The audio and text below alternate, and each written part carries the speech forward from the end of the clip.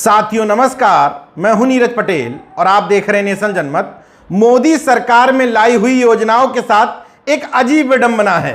ये योजनाएं जिनके लिए लाई जाती हैं उन लोगों को समझ में नहीं आती। किसानों के लिए लाई गई, किसानों को समझ में नहीं आई। व्यापारियों के लिए लाई गई, व्यापारियों को समझ में नहीं आई।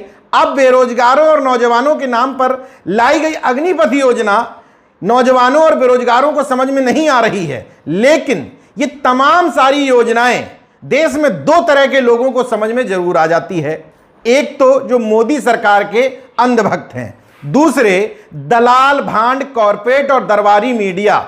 इन दोनों ही लोगों को योजना समझ में आती है और योजना के गुणगान में लग जाते हैं। एक बार फिर से दलाल, भांड, कॉरपोरेट मीडिया हाजिर है और बता रहा है कि कोचिंग संचालकों ने और विपक्ष ने छात्रों को भड़काया है। जैसे किसानों के समय में कहा गया था कि विपक्ष भड़का रहा है, योजना तो अच्छी है। एक बार फिर से मीडिया पूरी तरीके से अपनी भूमिका निभा रहा है। लेकिन यहां हैरत की बात है कि अच्छाई अच्छाई मोदी जी के खाते में, बुराई बुराई किसी और के खाते में। मतलब जब सेना के शौर्य और साहस का राजनीति में इस्तेमाल करना हुआ, अग्निपथ योजना की तारीफ करने हुई तो मोदी जी लेकर के आए थे। लेकिन जब पूरे देश भर ने, छात्रों ने विद्रोह का बिगुल फूंक दिया तो तीनों सेनाओं के प्रमुखों को प्रेस कॉन्फ्रेंस में बैठा दिया और उनके मुंह से यह बात कहलवाई कि उपद्रव करने वाले छात्रों को अग्निवीर की भर्ती में शामिल नहीं किया जाएगा। छात्रों से शपथ पत्र लिया जाएगा कि हम प्रदर्शन और आगजनी में शामिल नहीं थे। कूटनीति देखिए, दरअसल भारत में सेना का बहुत सम्मान किया जाता है, तो सेना के सम्मान को कैश कराने के लिए खुद प्रधानमंत्री या रक्षा मंत्री आगे नहीं आए इस मामले में बयान देने के लिए, बल्कि सेना को आगे करते हुए उन्हीं मुख के मुंह से कहलवाया कि हम इसको वापस नहीं लेंगे। एक तरफ प्रदर्शनकारी अग्निवीरों को बताया जा रहा है कि 4 साल बाद आपको ये झुंझुने थमाए जाएंगे।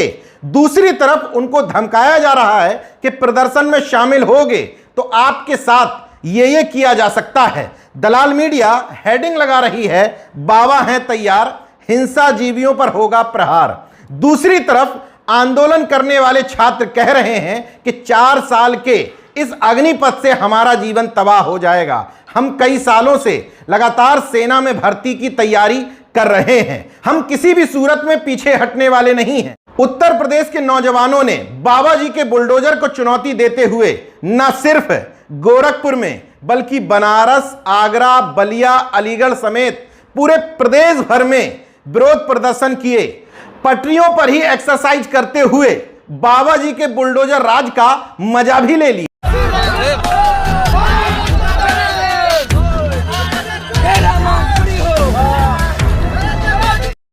प्रदर्शन कर रहे इन नौजवानों को धमकाने के लिए मुख्यमंत्री योगी आदित्यनाथ जी को आगे आने की जरूरत नहीं है।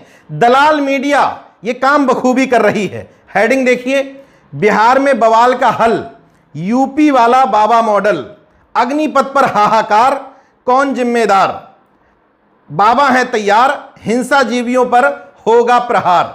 सरकार, दलाल मीडिया और अंधभक्तों को कौन सी ऐसी बात समझ में आ रही है जो इन नौजवानों को समझ में नहीं आ रही, यह अलग बात है। लेकिन इस प्रदर्शन से अभी तक 340 ट्रेनों का संचालन प्रभावित हो चुका है। 17 से ज्यादा राज्यों में प्रदर्शन हुए हैं। ट्रेनों का आवागमन प्रभावित हुआ, स्टेशनों पर पथराव हुआ, वाहन तोड़े गए, बसें फूंकी गई, कई ट्रेनों में आग लगा दी गई, भयानक तोड़फोड़ हुई, चौकी फूंक दी गई। इन सब के बावजूद क्या वजह है कि ये दलाल मीडिया इन लोगों को अभी तक अग्निवीर ही लिख रहा है?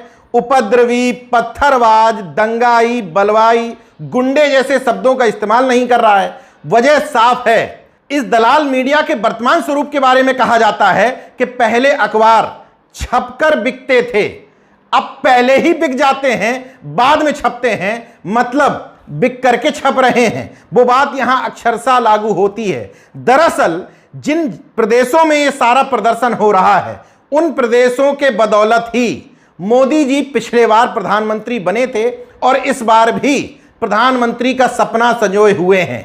मतलब ये तमाम सारे छात्र और प्रदेश मोदी जी का वोट बैंक हैं। एक खास संप्रदाय और धर्म विशेष के लोग नहीं हैं, इसलिए ऊपर से निर्देश नहीं है अभी तक कि इनको पत्थरबाज, दंगाई या बलवाई लिखा जाए। जब यह प्रदर्शन आगे बढ़ जाएगा, सरकार को लगेगा कि अब हमें झुकना पड़ सकता है, तब इन्हीं लोगों को इन तमाम सारे अलंकारों से विभूषित किया जाएगा। मगर सवाल यह है कि अभी क्यों नहीं, जब महज 1-2 घंटे की पत्थरबाजी पर ही तमाम सारे लोग दंगाई, आतंकवादी, बलवाई, गुंडे, मवाली घोषित कर दिए जाते हैं, तो 4-5 दिन से लगातार जो बवाल चल रहा है, लगातार आगजनी भी हो रही है, पत्थरबाजी भी हो रही है, वाहन भी तोड़े जा रहे हैं, बसें फूंकी जा रही हैं, ट्रेन फूंके जा रहे हैं, फिर इन तमाम सारे लोगों के लिए ये अलंकार क्यों नहीं प्रयोग किए जा रहे हैं? यहीं पर इस दलाल भांड मीडिया और सरकारों का दोहरा चरित्र सामने आता है। हाँ, एक अंतर जरूर है कि ये तमाम सारे छात्र अपने हक और अधिकार की लड़ाई लड़ रहे थे, वहीं दूसरी तरफ जिन लोगों को पत्थरबाज कहा जाता है वो अपने अधिकारों की नहीं बल्कि अपने धर्म की लड़ाई लड़ते हैं। मैं खुद इस बात से असहमत होता हूं कि अगर लड़ाई लड़ना है तो अपनी नौकरी के लिए, अपने अधिकारों के लिए, अपने हक के लिए लड़ाई लड़ो। धर्म के आधार पर लड़ाई लड़ोगे तो आपको वो सहानुभूति नहीं मिल पाएगी जो इन मुद्दों पर लोगों को मिलती है। लेकिन कानून और संविधान में इस आधार पर अंतर नहीं है कि आप किस वजह से प्रदर्शन कर रहे थे और ये छात्र किस वजह से प्रदर्शन कर रहे हैं। वहां तो आग लगाने की सजा और प्रावधान एक ही है, चाहे वो धर्म की वजह से लगाया गया हो, चाहे अपनी नौकरी के लिए। इसलिए कुछ लोग योगी जी के पुराने ट्वीट को शेयर करते हुए मजा ले रहे हैं। उस ट्वीट में योगी जी ने कहा था, उपद्रवियों पर कार्रवाई ऐसी हो जो असामाजिक सोच रखने वाले सभी तथ्यों के लिए एक उदाहरण बने और माहौल बिगाड़ने के बारे में कोई भी सोच ना सके।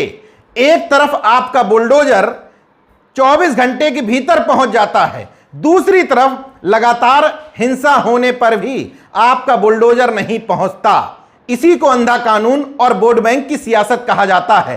तमाम सारे नौजवानों, बेरोजगारों, किसानों को भी यह बात समझ लेनी चाहिए कि जब धर्म विशेष के लोगों को टाइट करके रखा जाता है तो वे भूल जाते हैं कि इनको टाइट करके रखने के चक्कर में आपके हक, अधिकार, आरक्षण, नौकरियां, भागीदारी, हिस्सेदारी, लेटरल एंट्री और निजीकरण के नाम पर सब कुछ समाप्त करने की साजिश की जा रही है। अगर आप एक धर्म विशेष के लोगों को टाइट करके रखने का जश्न मनाने की बजाय अपने मुद्दों पर लगातार फोकस करें और इस आधार पर वोट करें कि कौन हमारे हक, अधिकार, मुद्दों की बात कर रहा है और कौन देश में नफरत फैलाने की कोशिश कर रहा है, तो आपको शायद ये दिन ना देखने पड़े। बहरहाल कुछ भी हो, नौजवानों ने उत्तर प्रदेश में योगी जी के बुलडोजर को खुली चुनौती दे दी है। देखते रहिए नेशन जनमत, जागरूक और सजग बने रहिए। जय विज्ञान, जय संविधान, जय लोकतंत्र। धन्यवाद।